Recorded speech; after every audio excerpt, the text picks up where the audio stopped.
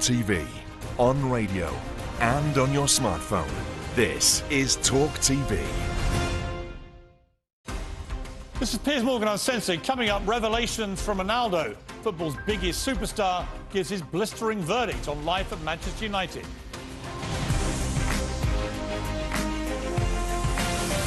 From London, this is Piers Morgan Uncensored. Welcome to the special edition of Piers Morgan Uncensored. In the next hour, Cristiano Ronaldo turns up the heat. He sensationally reveals he has no respect for his current manager. He calls out Manchester United's owners, the Glazers. He talks candidly about his future at Old Trafford and the World Cup in Qatar. He even reveals his retirement plans and what he thinks of Lionel Messi. But I begin with a very personal question. Do you have more pounds in the bank or more Instagram followers? It's a good question. Probably similar, I don't know. Probably similar. I'm just trying to work out how Wayne Rooney could hate you even more, and probably that's the answer. Well, not only him. Imagine the rest of the rats, they're going to criticize me too. But it's good to be still number one. If you see something that make me happy too, if you see Forbes magazine, every year I'm in the top of the list, so it's not by coincidence too. But knowing you, it's not the money so much, it's just you want to be at the top, right? I mean, that's what I think what drives you. Someone said to me, what drives Cristiano Ronaldo? I don't think it's money. I think it's being the best, beating people. It's exactly. That competitive streak. The records, the adrenaline. But Piers, let's be honest. The last years, the football changed. I see football now as a business, to be honest. Sometimes Georgians have an expression that I don't understand. They treat you players like a piece of meat.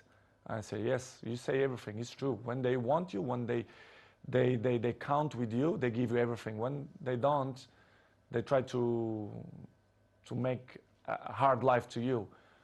I see football, Piers, the last years as a business. I saw many things that I'm disappointing.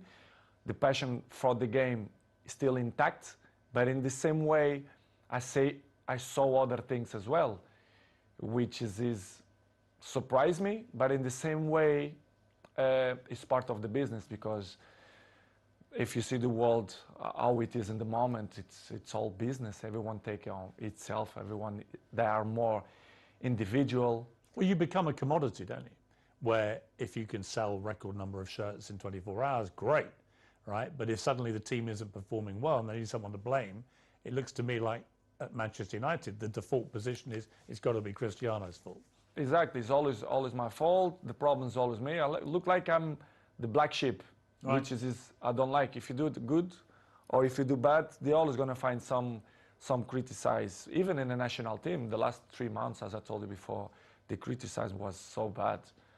I mean, not only in football way, but professional and family way as well, which surprised me a lot. Looked like I was a bad guy, which is not true. People have to listen from my mouth the facts as well. This is why I give this interview, because I think it's the right time to speak out of my mind, which is what they say the last 4 or 5 months is completely garbage. I'm not going to say 100%, but 99% it was garbage. People say false things or lie things. Which things have annoyed you the most? Family issues. I want to talk about one in particular on that, which is when you were late back for the pre-season training.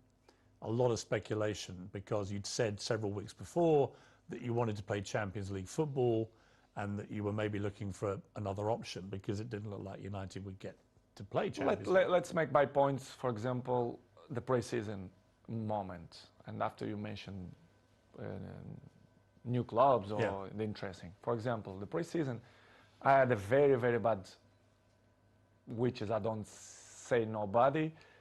The people who surround me, they saw, friends and even my mom. I had some problems in vacation that my young daughter, they have a little problem. They have bronchitis, which is she's bronchitis. Bronchitis. Really? Yes. Your little baby. Then. Yes. I was in Mallorca in holidays, and she stayed 1 week in hospital, which was you know, you don't enjoy a lot the vacation. And after what had happened, so worried. Exactly. And the people make up histories that they say that I don't want to go travel.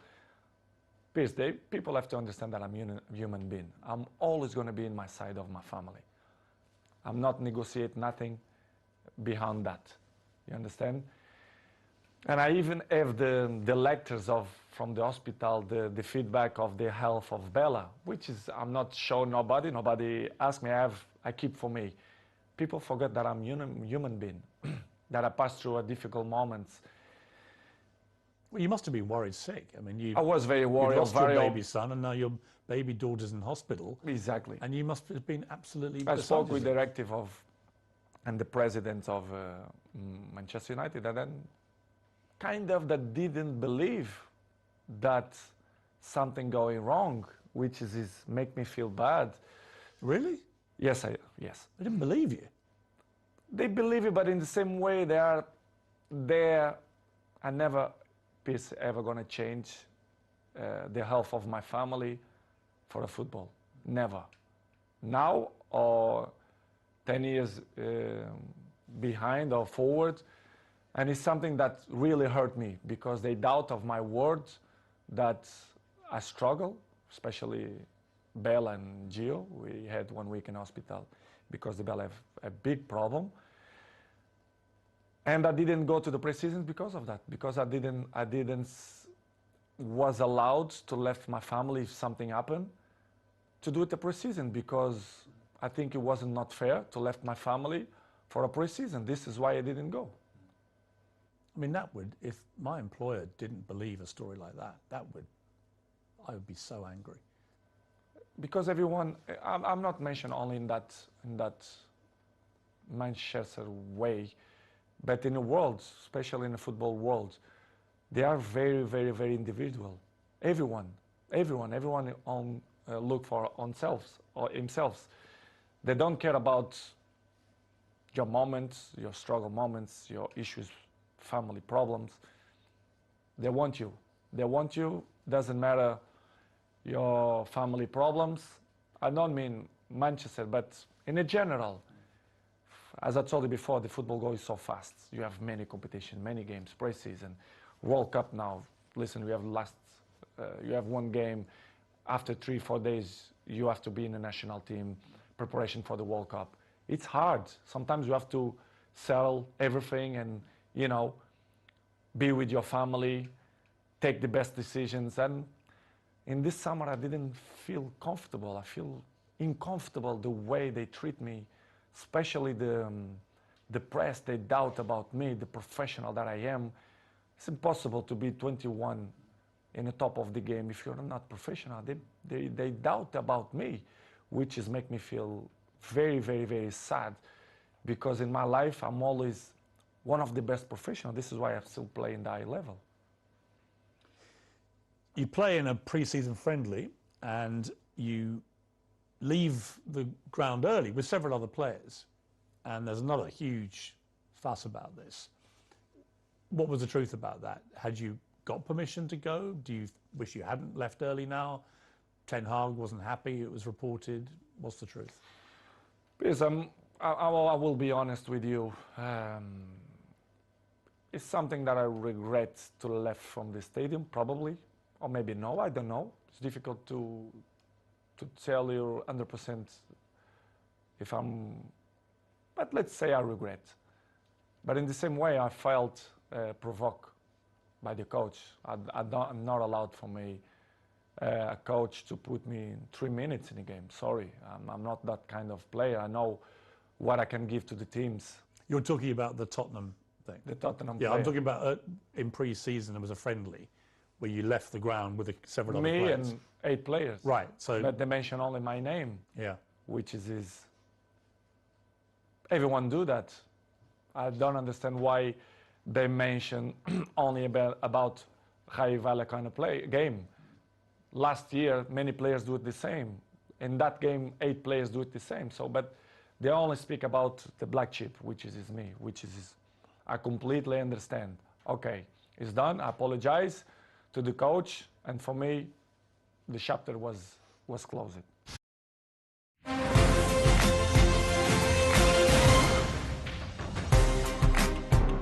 seemed to me that right from the start, Ten Hag wanted to show you who the boss was.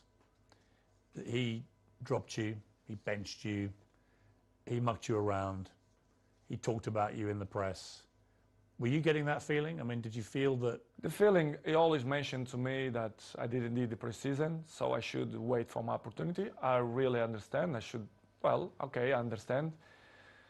But I'm not going to give you points, but he don't do it the same procediment to every players.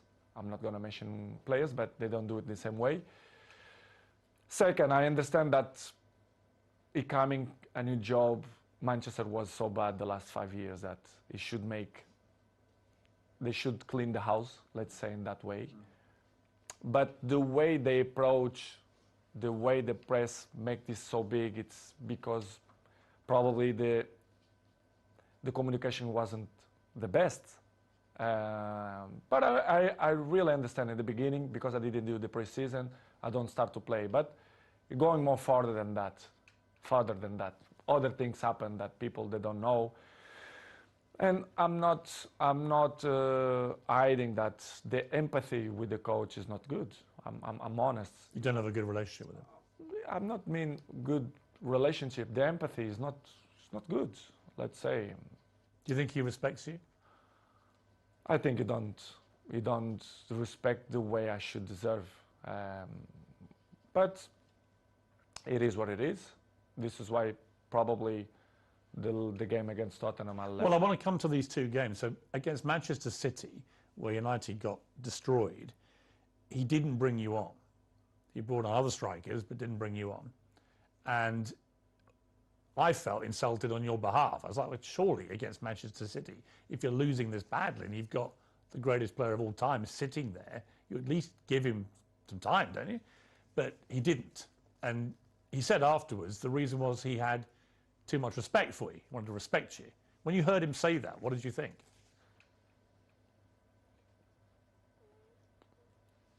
Excuses. I see as excuses.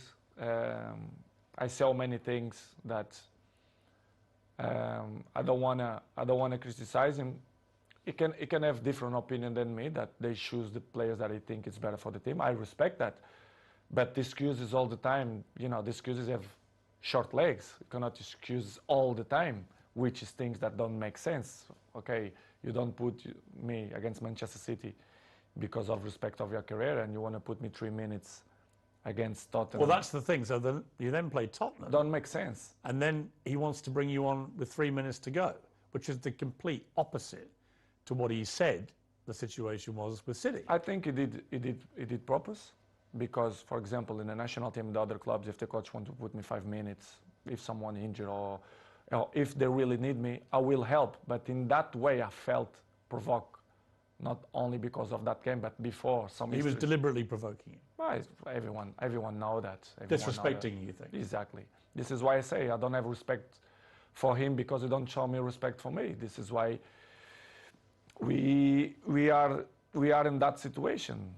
I have to be honest that the things don't going well because of that, because the empathy don't exist, and he keep saying things for the press, but the press say what they think it's good to protect probably him and Manchester United. But as I know, as I understand many things, that he signed 3 years contract with Manchester United. Probably I'm not going to be too much long in Manchester United, apart when I'm finished my contract. I really understand, but I like guys that they don't lie, they speak honest, they be frontal. And I'm not negotiate my morals. My morals always will be intact. And what's going in my things the last 2 months was not respect in many ways, which is it. I can regret, for example, against Tottenham, to left the stadium before the finish. Well, there's a video clip which appears to show Ten Hag telling you to get ready to come on, and you gesticulate back to him, I'm not going to do that. And as a result, you get suspended for the next couple of games, and he goes public and says it's because you refused to come on. And you did then issue a statement of some regret, saying, you know, you're a professional, and you've never been suspended before, I don't think, in Never. your entire career. I mean, when you look back at that, I guess my question would be, you've always been very acutely aware of your role model status around the world. Do you wish, with hindsight, you hadn't done that and handled it a different Probably. way? I regret to left the stadium. Yeah. But I was, as I told Piers before, I didn't felt that he had respect for me to put me on 3 minutes after the issues that we had before. I was very, very, very, very disappointing for the communicator of Manchester United, to be honest. I never had a problem with any club, with any coach. And they suspend me 3 days, which is I felt a lot, and it was. And level of sport clubs, I felt a lot, and it was a shame. Was it humiliating for you? I think so, yes. I have to say the truth, what I felt. I remember I arrived. Well, I don't want to say details what he pretend to do it, but I'm not going to say that. But I remember I arriving home and Cristiano see me, Daddy, you not go to the game? I said, no, because the club punished me with 3 days. And he did like, how they going to punish you if you are the best player in the world and you're not going to play? I said, no, I'm not going to play because I'm behave. And he look at me like, my daddy, not behave. What? In one way, I was good because I was like more relaxed, but in the same way, I feel very disappointed because, okay, I regret, I apologize, I'm not perfect, I commit a mistake, but to suspend me 3 days for that, I think it's too much, and they make fire for the press, which is really disappoint me. And that seems to have been the pattern of the way Ten Hag has wanted to treat you since he became manager. Just constant attempts to disrespect you, I guess. Many points happen. I think in some certain points, I think was strategy from the club for me to react like that. Because they wanted you to leave? Probably, yes. They're trying to force you out, you think? Yes, not only the coach, but the other 2 or 3 guys there around the club. At the senior executive level? Yes, that I felt betrayed. And you think they're trying to get rid of you? Honestly, I shouldn't say that, I don't know, but listen, I don't care, I'm always, people should listen the truth. Yes, I feel betrayed, and I felt that some people that don't want me here, not only this year, but last year too. They didn't want you to go there at all? No. Really? No. Yes. The owners of the club, they don't. The Glazers? The Glazers, they don't care about the club. I mean, professional sport. As you know, Manchester is a marketing club. They will get his money from the marketing. The sports, they don't really care, in my opinion. Do you ever talk to them, the Glazers? Never. Never? Never. Not since you've gone back? No. They give all the power to the president, the sport directive. A lot of Manchester United fans are very negative about the Glazers. They think they're taking all the money out and not spending enough on players, on the infrastructure issues you talked about. Do you think the fans are right? The fans, they're always right. I think the fans should know the truth, should know that the players, we want the best for the club. I want the best of the club. This is why I'm coming to Manchester United. This is why I love this club. But you have some things inside the club which don't help to Manchester reach the top level as City, Liverpool, and even now Arsenal, for example, which is complicated. It's difficult. It's hard. In my opinion, it will be hard for Manchester to be in the top of the game the next 2-3 years. If they don't change. If the Glazers stay as owners. I'm not mean the Glazers, but the structure. The structure. As Picasso say, you have to destroy it to rebuild. And if they can start from me, for me it's not a problem. I'm always going to say I love Manchester United. I love the fans. They're always on my side. But if they want to do it, different era, different generation, they have to change many, many things. When you walked away at Spurs and didn't go on, Gary Neville said your behaviour was unacceptable, called for you to be punished. He said he knows what he's doing.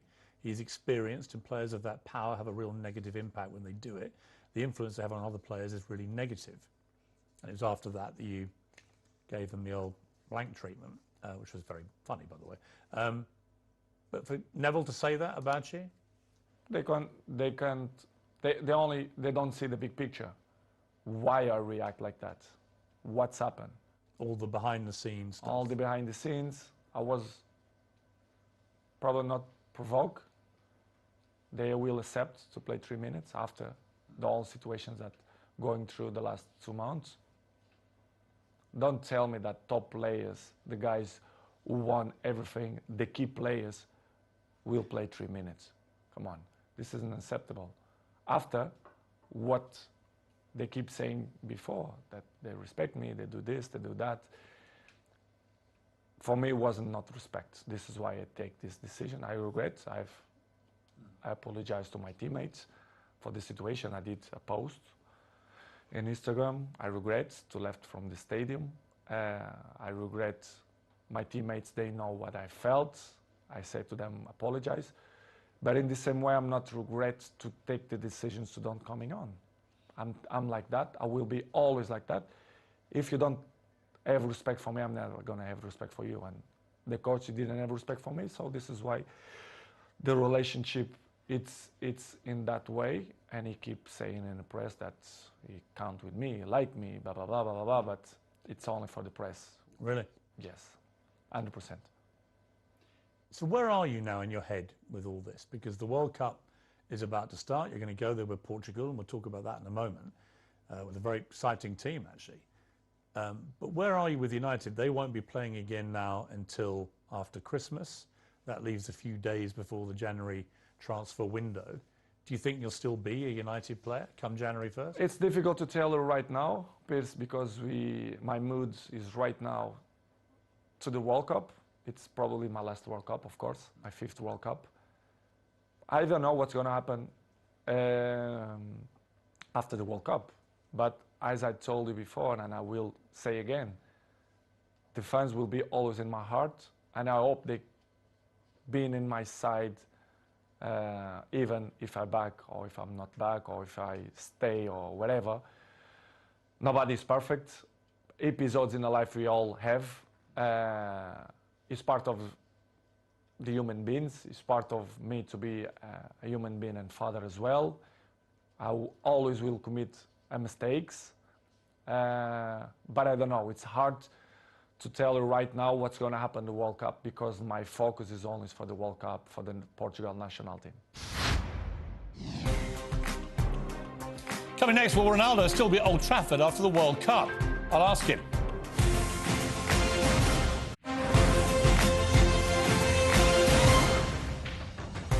If you had your time again, knowing what was going to happen, would you sign for Manchester United again? As I told in the beginning, I'm always took my decisions by not emotional moments, but maybe this decision I took by emotional. I'm not regret because I took with 100% conscience, but it was more emotional than rational. Don't know if it makes sense. But it was good. It was good because I was happy when they left me be happy. So I tried to give my advices, my experience to help Manchester United to be where they deserve to be. I don't pretend to be more smart than the other ones. Nobody is smarter than me, but I'm not smarter than nobody. When I arrive in Manchester United, I always be available to help the team to do the good things, to put in the right spots, to compete with the best teams.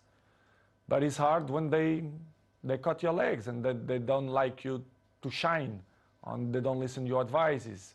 I think I have a word to advise to the club because the trophies that I won individual and collective, I think I can help a lot. But when the infrastructure is not good. What's amazing is you ended last season with hat-tricks. You're scoring hat-tricks for fun, one against Tottenham. You know, you were playing great football, but you were starting most games. And now this season, you've barely started any games. Something happened. You know, I'd imagine you're a bit like a racehorse, right? If you don't start. I didn't do the pre-season. Right, right. Is the excuse. Right, which is I ridiculous. did the pre-season, so... Do you think if you'd been able to just do what you did last season, you just carried on scoring? For sure. You think I did learn to score goals? Maybe I'm not motivated that I'm supposed to be, probably. As I told you before, Piers, I'm a human being. I feel the things. I'm not perfect. But my motivation is not the same that I was a few months ago. I hope to change. Do you feel like you need a fresh challenge? I'm not saying if it's fresh challenge, but let's see. I cannot answer right now because my focus is for the World Cup. But I don't know. Maybe it's good for Manchester and probably it's good for me as well to have a new chapter. Probably, but I don't know. If I will be back, I will be the same Cristiano. But I hope people being on my side and let me shine like I did all the clubs and all years. What is the truth about other clubs making offers for you? Some people have said there were no offers at all. I happen to know that there was a gigantic one from Saudi Arabia. I mean, for example? like 350 million euros for 2 seasons, is that the kind True. of, Yes, it's true. That's a staggering sum of money. Yes. Which you turned down. In that moment, yes. I mean, that to me says you're not just about the money. It's what I'm going to mention now. They say many garbage things that if you are an agent, what you're going to do? You go the clubs, but George Mendes, for example, have more than 100 players. And they go Chelsea, they go Arsenal. They always mention Cristiano Ronaldo. They offer Cristiano. Please, let's be honest. Who's the most expensive player, salary player that Premier League have in history? It's me, even with 37 years old. Why they gonna they even offer me to Sporting or Napolis? I will be honest with you. I didn't have many clubs, but I have many offers of the other clubs, right. Which is I didn't change because I didn't plan to do it, but I have. But what the press keeping say and the garbage press say that nobody want me, which is completely wrong. And I was happy here, to be honest. I was motivated to do it, a great season here. But they continue to repeat. Nobody want Cristiano. How they don't want a player who last year scored 32 goals with national team? I mean, that's the point I don't get, because there are people out there, and you see them, you hear them, and they say, well, he's not the player he used to be. As if somehow at 37 you're going to be as good as you were at 21. Anyway, everyone changed. But you are the greatest 37-year-old anyone's ever seen, right? And you're still extremely fit. So it just seems to me nothing's changed from the player I saw banging in hat-tricks last season, except that you have a coach who doesn't want to start you. A few months, what they're going to change? There's nothing. Do you feel like you could still be a top player? But for me, it's stupid question when the people say, they are not the same. Nobody is the same. Day by day, we're getting old. Every one of us. You understand? It's normal. You have to adapt. And I think nobody in this game have this brain that adapts with his age. I'm not want to be cocky to say that I'm the same that when I was 20. Of course, no.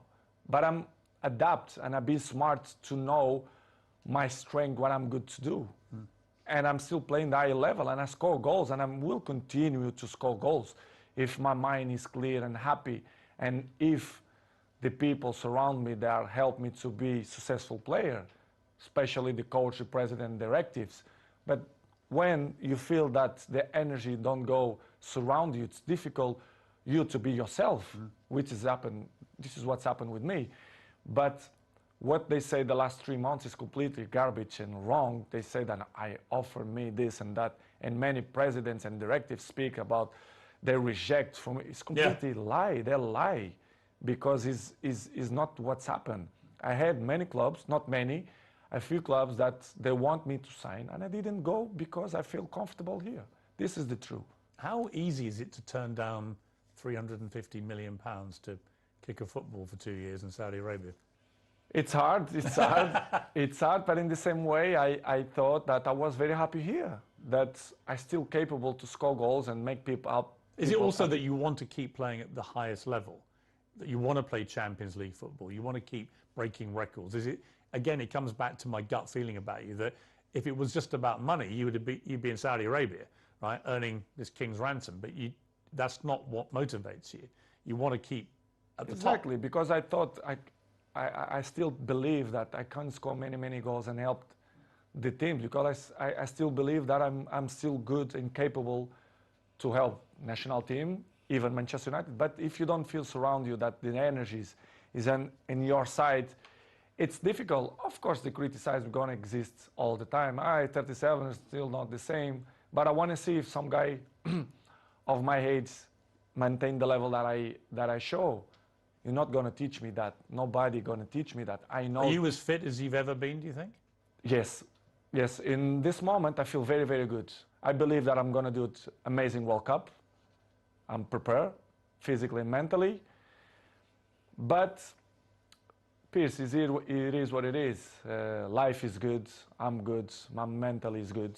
I'm happy to do this interview with you. I know they're going to generate many polemic. Of course. But Cristiano. But they would anyway, right? I mean, they've all had their say, and now you're entitled to have your say. And you know better than anybody because you are Cristiano Ronaldo. They criticize me when I don't speak. Of course, when I'm going to speak, they criticize me even more. But it's something that I can deal with that. I know I'm going to disappoint a few people. Maybe I'm going to make happy a few people, but it is what it is. The life it's completely difficult. We have obstacles in our lives, and I will keep running to fight against the people who don't believe me, and the life is a challenge, and I want the people that they are wrong when they say that if you do leave United, and I accept that this is not a done decision either way, but if you do, and it seems to me like it's more likely than not as we sit here, what would your message be to Manchester United fans who've had to read all this stuff all year and probably have a very mixed idea about where the truth lies? What would you say to them if you do end up leaving? It's hard for me to say that I will not be back to Manchester United, but regardless, as you say, it's let's see what's going to happen. But as I told you before, the fans for me always will be in my side, will be always in my heart. I see during the days when I go to the street, the love, the passion the people have for me, the respect. I hope that they never forget the things that I will continue to do it, not only in the past, but in the present too. Manchester will be always in my side. The fans will be always in my side. Doesn't matter what's going to happen. And I appreciate the love that they send for me all the time, even when I'm done play. Even when they criticize me, they always will be in my heart. So thank you to all the supports. I hope to see you soon. And they always will be in my heart. And what about Sir Alex, the man who persuaded you to come back again? Really, like a father figure to you, really, in many ways, like another father to you. What's his take on everything that's been happening? What's his opinion of all this? I don't speak with him like 1 month ago, but it's always on my side. He always understands me. He knows better than nobody that the club is not on the path that they deserve to be. He knows. Everyone knows. The people who don't see that is because they don't want to see. They are blamed. The fans, they are always the answer and the passion for the game. Manchester belongs to the fans, but they should know the truth. The infrastructure, they are not good. They should change. If not, Manchester's not going to be where they used to be when Sir Alex Ferguson, David Gill was. And I hope to be part, if they count with me, to help the club to be successful. If not, the life will continue. I will continue to my journey. I will continue to make fans happy and score goals and do it tricks and everything. And it's good. It's part of my journey. Up next, Ronaldo and Lionel Messi and the World Cup in Qatar.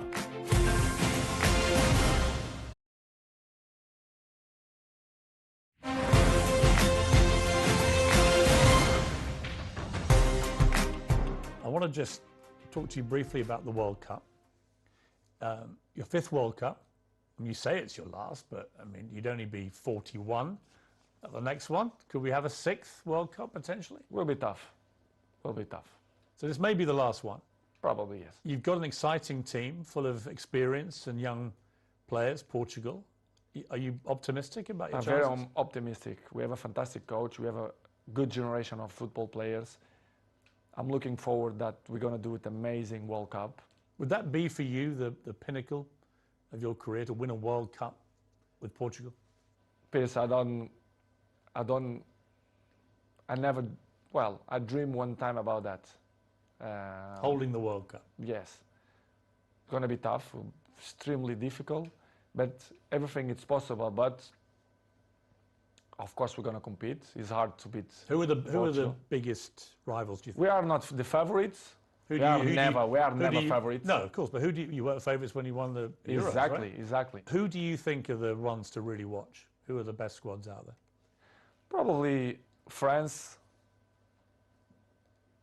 I will put Spain, Argentina, Germany. Brazil?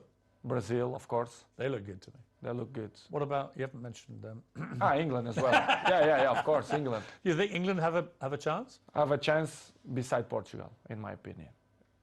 But let's see. We'll be different. We'll be in a winter. Is it weird playing at winter? Do you care? Do you care? I don't really care, to be honest. A part of the issues that the country, wherever they try to speak now that it wasn't not good option to do it there, but they should do that before. We should focus only in football, the competition, to people to enjoy. Do you think all the politics and the morality debates and stuff, should that all be left aside now? 100%. Focus on the game. Course. I feel that. Of course, they should do that. That debate should be had before you award the countries. Exactly. They should concentrate it in all competition, all the national teams, the people to be welcome in Qatar, and I see a good tournament. To be honest, I think Qatar, they are prepared. They are prepared for that, and will be weird to play in the beginning of the season. Yes, but in the same way, a challenge. I think it's, to be honest, it's good. I feel good. I feel with good energy. So what about this idea? You get to the final, Portugal v Argentina. You score 2, Messi scores 2. The last minute, 94th minute, you score a 3rd for your hat-trick and you win the World Cup. Is that, be honest? It's too good. Come on. Is that the dream? It's too good. I didn't expect that. Too good dream. But if it happened? Come on. That's the dream. You can score another player. I don't care. I don't care. If the Portugal be in a final and score, even the goalkeeper, I will be the most happy man in the world. But if this happens, come on. I will say I will finish football if this happens. That's it. You retire, right? Yeah, I retired. 100%. 100%. I mean, it may well be Messi's last World Cup. He's never won it either. I mean, you're linked forever, the pair of you. To me, the greatest there's ever been. You're number 1 for me. Thank you. He's number 2. You're number 1 to you. He's number 2. But it's an amazing relationship you have, even though you're not, I know, great friends or anything, but you're always respectful when you see each other. Very, all the time. But what do you think of him, Messi, now? As you both head to maybe your last World Cup? As a football player? Yeah, and as a person. Amazing. Player is magic, top. As a person, we share the stage 16 years. Imagine, 16 years at the highest level. We share. So I have great relationship with him. I'm not friend of him in terms of, when I mean friend is the guy who is with you in your house, who speak on the phone. No, but he's like a teammate. He's a guy that I really respect the way he always speak about me. Even his wife, or my wife, my girlfriend, they always respect. They are from Argentina. My girlfriend is from Argentina. Yeah. So good. What I'm gonna say about Messi? Great things. He's a good guy. You do everything for football. The best player you've ever seen, excluding yourself? Probably yes. Him, Zidane, probably. Yes. That I fight with him, yes. Have you ever had dinner together? Never. Would you like to? Why not? One day to sit down and... Yes. Listen, I love... Can I come? I love, of course. I love to meet people. I love people. You know, I love to share things, ideas, learn things, ideas, new histories, new brains. Why not? I will do it for sure. I will do it. That would be... In a few years. Yeah. At the bat, as Maradona and Pelé did. Yes. No problem. Come on, I'm a good person. I know I have a good heart, and you know I don't like to to criticize people. It's not the way I took my life. Everything is positive. And if there's like a weird sequence of events, and Mbappe goes to Real Madrid, and PSG ring you up and go, "We've had a great idea. We want to put Messi and Ronaldo." Everything it's possible in football. So. And that would be incredible. Why not? I don't know. As I told you before. They'd sell some shirts. For sure, they will sell a lot of shirts. Are Arsenal going to win the Premier League? I hope so. You do? Manchester first. If not, Arsenal is some team that I like to see to play. Did you rate the team at the moment? Yes, I do. I like the team. I like the coach. I think they do it a good team. And if Manchester United don't win the Premier League, I will be happy if Arsenal do. What would you like your legacy to be, Cristiano? I mean, well, let me ask you first. Do you have any plans to retire? I mean, how long do you think you can keep playing football?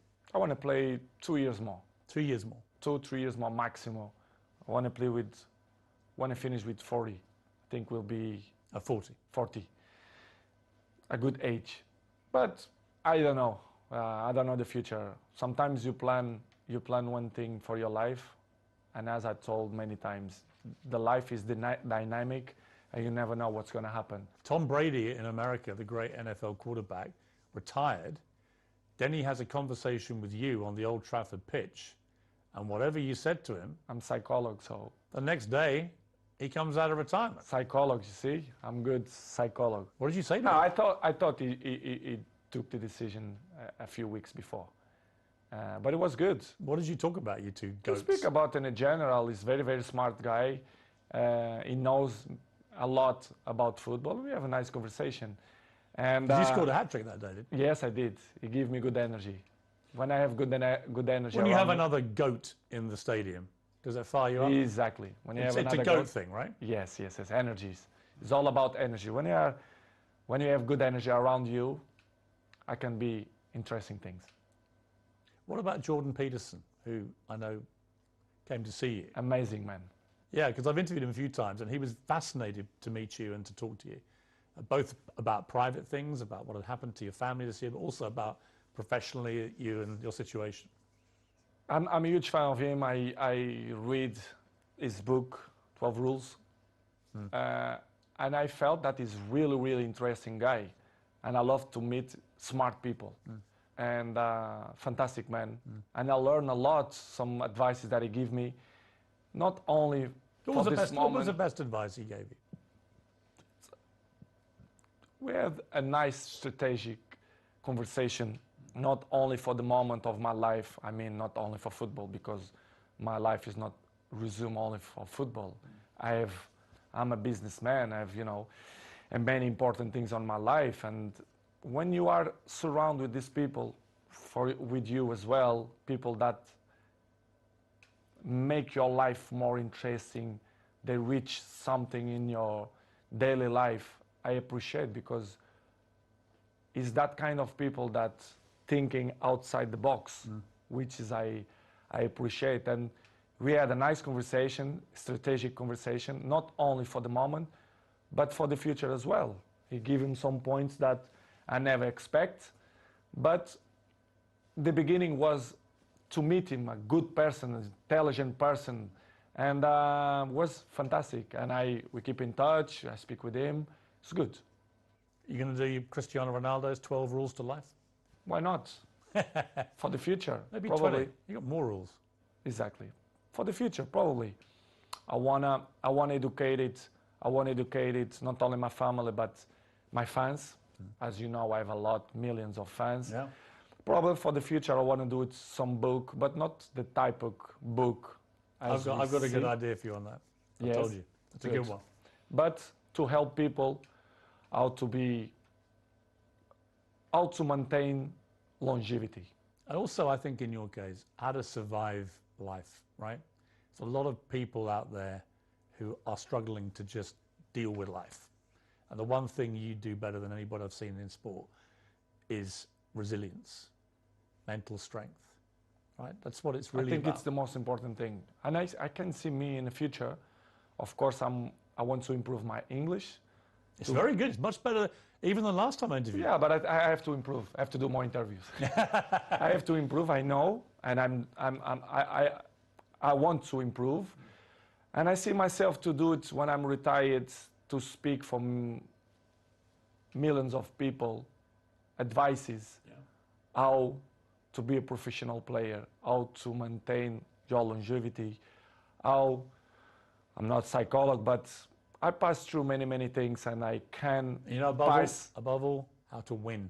How to win, which is the most important. And I think that's what it's all about. I have experience to inspire people for that. I think I'm a role model, and I can help many people in that way if they want my help. If they want to listen to it, right? For sure, especially the young people. I want to be with the young people, to speak with them, not only for them, but for the fathers as well, to put him in the right spot. Cristiano, what a pleasure. Thank you very much indeed. Thank you very much, Piers. It was a pleasure for me too. Thank you. Thank you very much. Ended with a wink. Of course it did. An extraordinary interview with an extraordinary footballer and an extraordinary man. Did he change your mind? That's for you to decide. One thing's for sure, he set the record straight, and he was most definitely uncensored.